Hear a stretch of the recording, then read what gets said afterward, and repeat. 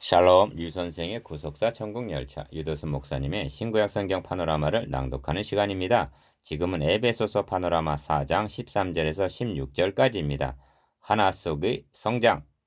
우리가 다 하나님의 아들을 믿는 것과 아는 일에 하나가 되어 온전한 사람을 이루어 그리스도의 장성한 분량이 충만한 데까지 이르리니 이는 우리가 이제부터 어린아이가 되지 아니하여 사람의 괴술과 간사한 유혹에 빠져 모든 교훈의 풍조에 밀려 요동치 않게 하려 함이라. 오직 사랑 안에서 참된 것을 하여 범사에 그에게까지 자랄지라. 그는 머리니 곧 그리스도라. 그에게서 온몸이 각 마디를 통하여 도움을 입음으로 연락하고 상합하여 각 지체의 분량대로 역사하여 그 몸을 자라게 하며 사랑 안에서 스스로 세우느니라. 본 단원의 주제는 하나 속의 성장입니다. 앞 단원 7절에서 12절까지 해서 교회에 각 직분을 주신 것은 성도를 온전케 하며 봉사일을 하게 하며 그리스도의 몸을 세우기 위하여 주셨음을 상고한 바 있습니다. 본 단원에서는 어떻게 하는 것이 몸을 세워 나가는 것인가를 말씀합니다. 그러므로 이 단원의 결론은 스스로 세우느니라로 끝맺고 있습니다. 16절 하반절. 몸은 하나이지만 그 몸은 생명체인 거로 자라고 있고 자라야만 한다는 것, 이것이 하나 속의 성장입니다. 도표 23을 보십시오. 단원의 주제와 단락의 제목들을 연결시켜서 전체적인 의미를 파악해 보십시다. 하나 속의 성장은 온전한 사람을 이루어 그리스도의 장성한 데까지 첫 단락. 자라야만 하는데 만일 하나 속의 성장을 이루지 못한다면 그 교회는 어린아이의 특성을 둘째 단락 드러내어 늘 유혹에 빠지고 풍조에 밀려 요동하는 상태에 있게 된다는 것입니다. 하나 속의 성장은 교회의 머리가 되시는 그에게까지 자랄지라. 셋째 단락 그리하여 머리 되시는 그리스도의 통치를 받음으로 유기적으로 역사하여 하나 속의 성장은 그의 몸된 교회를 자라게 하며 세워 나가게 된다는 말씀입니다. 넷째 단락 이것이 이 단원의 대의입니다. 큰일 그리스도의 장성한 데까지. 첫째 단락 13절은 세 부분으로 요약될 수가 있습니다. 1. 하나님의 아들을 믿는 것과 아는 일에 하나가 되어 이고 2. 온전한 사람을 이루어 3. 그리스도의 장성한 분량이 충만한 데까지 이르리니가 그것입니다. 이는 성숙한 온전한 그리스도인을 의미합니다. 그것은 하루아침에 이루어지는 것도 아니요 힘들고 어려운 기나긴 과정이지만 교회가 추구해 나가야 할 과제인 것입니다. 14절에서는 13절의 온전한 성도와는 정반대의 상태, 즉 영적으로 어린아이의 상태를 말하면서 이러이러해서는 아니 된다고 부정적인 면에서 말씀하고 있음을 봅니다. 먼저 성도가 온전케 되기 위해 하나님의 아들을 믿는 것과 아는 것에 하나가 되어야 한다고 말씀하고 있습니다. 큰 일에 작은 일, 믿는 것과 아는 일에 하나가 되어. 믿는 것은 신앙의 일치요, 아는 것은 지식의 일치를 의미합니다. 믿음이 없이는 하나님을 기쁘시게 못합니다. 하나님과 우리와의 관계는 믿음의 관계입니다. 하나님은 보이지 아니하는 영이시기 때문에 믿음으로만이 관계가 유지됩니다. 그런데 감사한 것은 보이지 아니하는 하나님께 보이는 사람의 몸을 입으시고 이 땅에 임마누엘 오셨으며 하나님을 알게 하시기 위해서 특별 계신 성경을 기록하여 전해 주셨습니다. 믿음은 덮어놓고 막연히 믿는 믿음이 아니라 아는 것, 곧 지식이 뒷받침해주고 있는 것입니다. 성경은 성도들이 생각하고 있는 것보다 훨씬 더 알기를 원하고 있습니다. 내 백성이 지식이 없어 망하는구나 하고 탄식하고 있습니다. 에베소서 1장에 나오는 바울의 기도 내용에는 모두가 다 알기를 원하는 것들입니다. 다시 말하면 주십시오 하고 간구하는 것이 아니라 이미 주어진 특권들을 알고 깨닫기를 바라고 있는 것입니다. 성도를 온전케 하기 위해서는 믿는 것과 아는 것이 하나가 된다는 것이 중요합니다. 믿는 것과 아는 것은 둘이 아니요 하나입니다. 그것은 따로 떼어놓을 수 없고 같이 가는 것입니다. 교회란 예수를 주와 그리스도로 고백하는 믿음이 있어야 함과 동시에 아는 것, 즉 교리적인 면에서도 하나이어야 합니다. 그러나 오늘의 현실은 그러하지 못한 데 어려움이 있습니다. 다음으로 온전한 사람을 이루어는 어린아이가 청년이 되고 어른이 되어가는 성숙을 의미합니다. 작으니 온전한 사람을 이루어 14절에 말씀하고 있는 이제부터 어린아이가 되지 아니하여는 그러니까 지금까지는 어린아이와 같았지만 언제까지 그 상태에 머물러 있어서는 아니 되고 성숙한 사람을 이루어야 한다는 것입니다. 그렇다고 똑같은 직분과 똑같은 은사가 주어진다는 것을 뜻하고 있지는 않습니다. 목사는 목사로서, 장로는 장로로서, 집사는 집사로서, 교사와 교회를 봉사하는 모든 자는 나름대로 온전해져야 한다는 것입니다. 몸에는 필요치 않은 부분이 없듯이 몸된 교회에도 필요 없는 지체는 하나도 없습니다. 새끼손가락은 그것대로 온전해야 하며 그 손톱은 손톱대로 온전해야 한다는 말씀입니다. 다른 기관은 다 온전한데 간이 나쁘면 그는 온전치 못한 것이며 그것 때문에 생명까지 이룰 수가 있습니다. 온전함을 이루어는 자라가야 함을 의미함과 동시에 각기 자기가 맡은 직분에 충실해야 함을 말씀합니다. 그렇게 될 때 마지막으로 그리스도의 장성한 분량의 충만한 데까지 이르게 될 것입니다. 작은 삶, 장성한 분량의 충만한 데까지. 그리스도는 머리요 교회는 몸입니다. 머리는 온전한데 몸이 온전치 못한 상태를 상상해 보십시오. 머리만 크고 하체가 발육되지 못한 사람이 있습니다. 성경은 머리의 온전함과 충만하심이 온몸에 심지어 새끼손가락, 새끼발가락에 이르기까지 충만하게 미치기를 원하고 있습니다. 그것이 머리와 몸과의 관계입니다. 몸 따로 머리 따로가 아닙니다. 이것이 그리스도의 장성한 분량에 충만한 데까지 이르리니의 의미입니다. 큰 이, 어린아이의 특성. 둘째 단락 14절에서 말씀하고 있는 부정적인 면을 살펴보면 13절이 더욱 선명해질 것입니다. 14절에서 먼저 만나는 단어는 이제부터라는 말입니다. 이 단어 속에는 어떤 의미들이 함축되어 있는 것입니까? 현재 우리 상태와 우리가 추구해 나가야 할 하나님이 원하고 계시는 경지와는 너무나 차이가 있다는 것을 말씀해 주고 있습니다. 진단이 정확해야만 치료가 가능하듯이 우리의 현재 상태를 올바로 파악하는 데서부터 출발해야만 합니다. 그것은 고통스럽고 유쾌한 일은 아닙니다. 라오디게아 교회는 이 점에 있어서 실패했습니다. 그들은 벌거벗고 눈먼 그들의 모습을 알지 못하고 있었습니다. 다음으로 주목해야 하는 것은 어린아이라는 말입니다. 먼저 어린아이라는 것이 결코 부정적인 뜻만은 아님을 유의하십시오. 작은 일, 태어남. 어린아이라는 말은 그가 성령님에 의해 태어났음을 의미하기 때문입니다. 이 점은 저에게 있어 목회 현장에서 가장 주목하고 있는 점입니다. 이는 교회의 일원이 되겠다고 교회에 나온 그 사람이 새로 태어났느냐, 영적으로 거듭났느냐, 무엇보다 이것이 우선적임을 말씀해주고 있습니다. 양육하고 봉사일을 하는 것이 다 중요하지만 그가 태어나야만 가능한 것입니다. 누구든지 그리스도 안에서 새로 태어날 때는 갓난 어린애로 태어난다는 사실입니다. 그의 연령, 사회적 지위, 고하를 막론하고 그는 아기로 태어난다는 것을 본인은 물론 교회도 이를 얼마나 자주 잊어버리고 있는지요. 그는 세상적으로는 박사의 훌륭한 인물일 수가 있습니다만 영적인 이해력, 영적인 지식, 영적 분별력이 있어서는 성숙하지 못한 어린 아이임을 잊지 마십시다. 어린 아이들에게는 어떤 특징과 경향이 있음을 말씀해주고 있습니다. 첫 번째 특징은 아이들은 꼬임에 빠지기를 잘한다는 것입니다.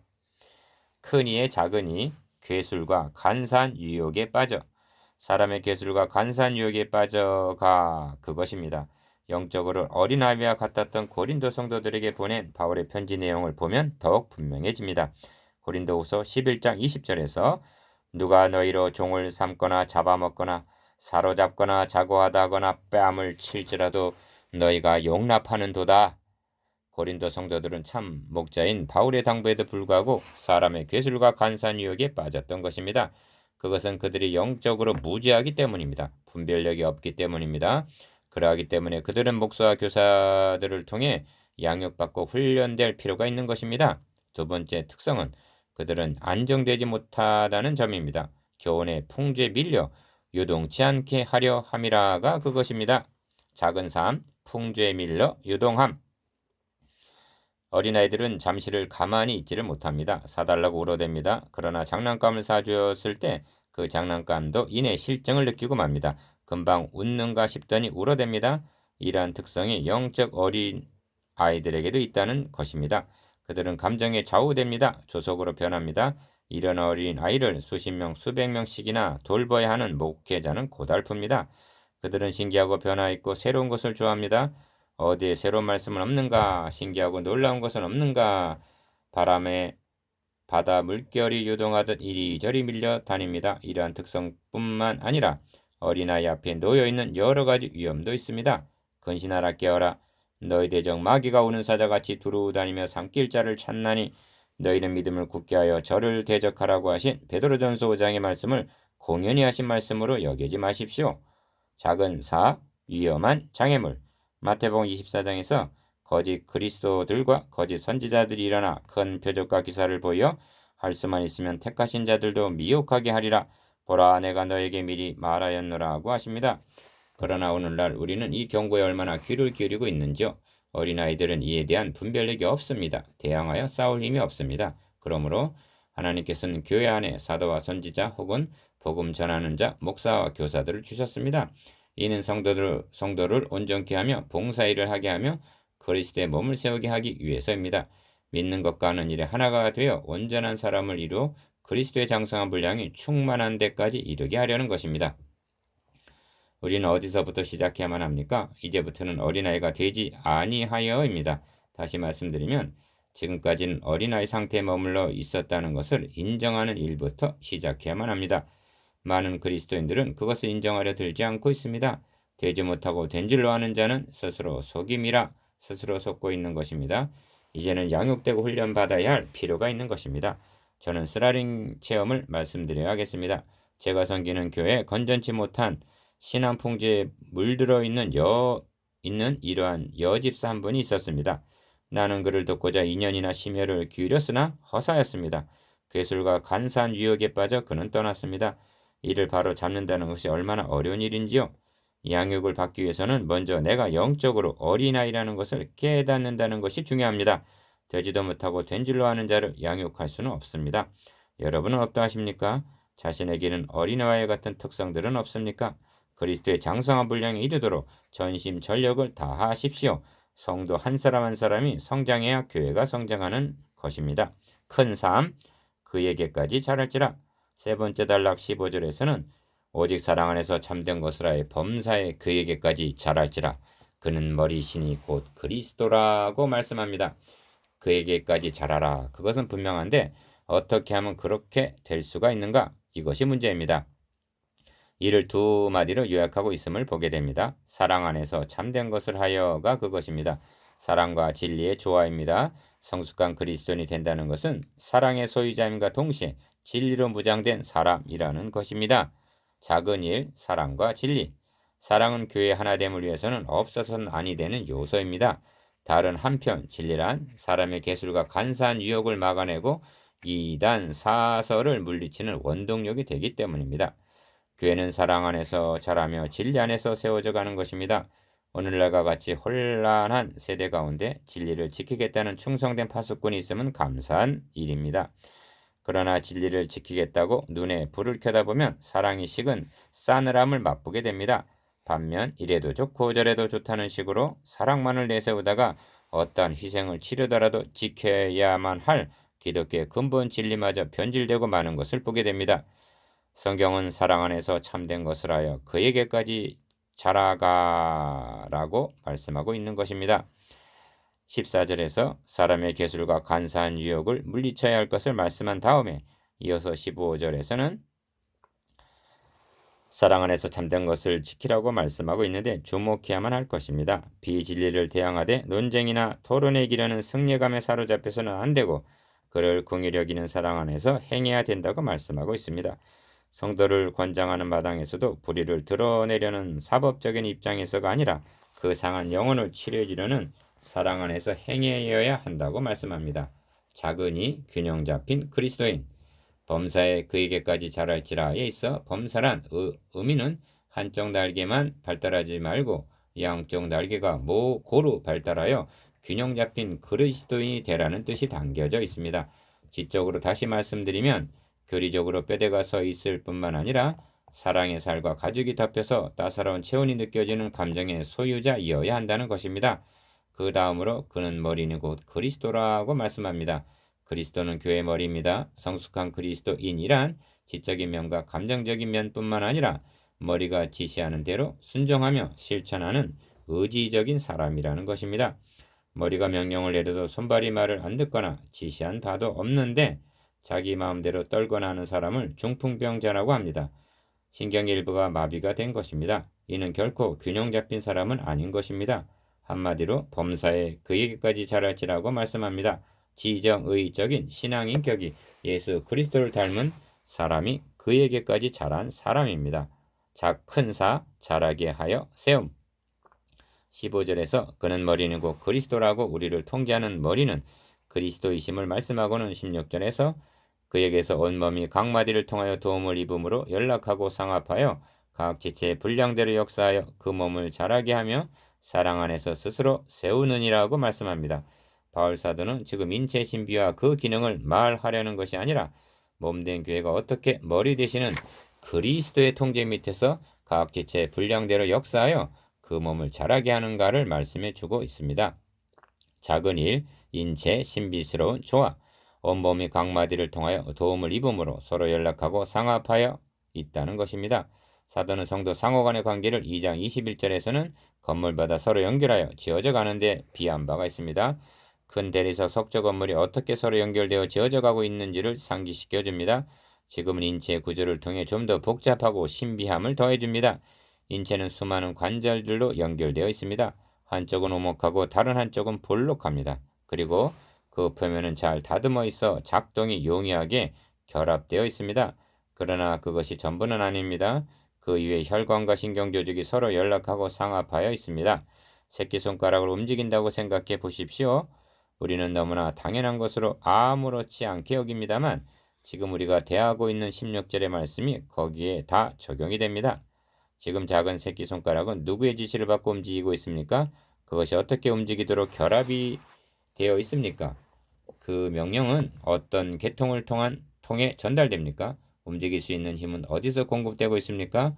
이것이 머리 되시는 그리스도와 그의 몸인 우리와의 관계이며 성도 서로의 관계라는 것입니다. 이 모든 지체들이 어떤 목적을 위해서 움직이고 있습니까? 몸을 자라게 하고 세우기 위해서라고 말씀하고 있습니다. 작은 이 몸을 자라게 하고 세우는 것이 목적. 여러분, 에베소서에 게시된 교회 모습을 보느라면 현실의 교회 모습이 너무나 닮지 않았고 누구보다 나 자신의 모습에 불만을 느끼게 됩니다. 그러나 너무 지나치시지는 마십시오.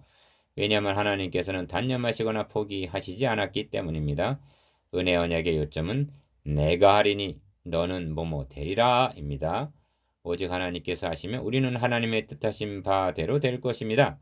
하나님께서 이루시려는 하나의 교회를 바라보며 그 교회 일원으로 택해 주심을 감사하며 내게 주신 지체 분량대로 그 지체가 자기 구실을 할 수 있도록 성숙해지고 충만해지는 일입니다. 여러분과 저는 그리고 성도 상호 간에는 잘 들어맞은 관절처럼 서로 연락하고 상합되어 있음을 잊지 마십시다. 묵상해 봅시다. 1. 왜 우리는 장성한 분량에 이르러야 합니까? 2. 우리들은 무엇으로 그리스도의 장성한 분량까지 자라게 됩니까? 3. 신앙생활과 그 열매는 어떤 관계에 있습니까?